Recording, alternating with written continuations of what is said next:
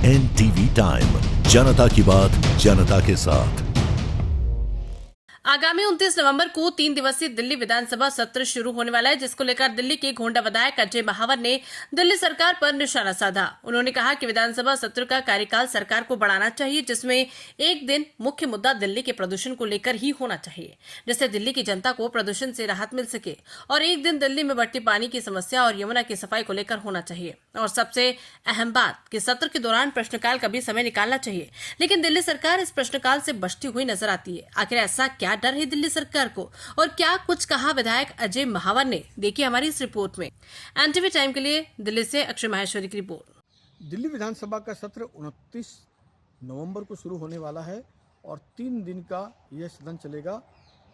लगातार जो हम मांग करते रहते हैं कि सदन को ज़्यादा दिन चलाएं, दिल्ली के जनहित पर बात करें, एक दिन तो कम से कम प्रदूषण पर रखनी चाहिए। एक दिन सीवर पानी जो दिल्ली त्राहिमाम कर रही है, यमुना जी की सफाई, दिल्ली के सभी ज्वलंत मुद्दों पर चर्चा करने के लिए और सभी विधायक अपना पक्ष रखें, उसके लिए समय अवधि बढ़ानी चाहिए।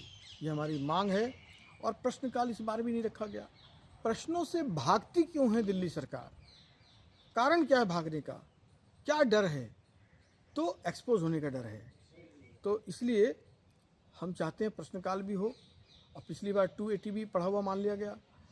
शॉर्ट ड्यूरेशन नोटिस और कॉलिंग अटेंशन ये हमारा लेते ही नहीं है। लेना चाहिए। विपक्ष को 5 साल हो गए हमें मांग करते करते।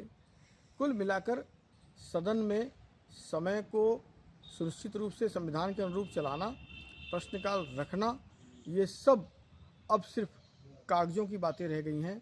दिल्ली सरकार अपना कार्यकाल पूरा कर चुकी है। यह उसका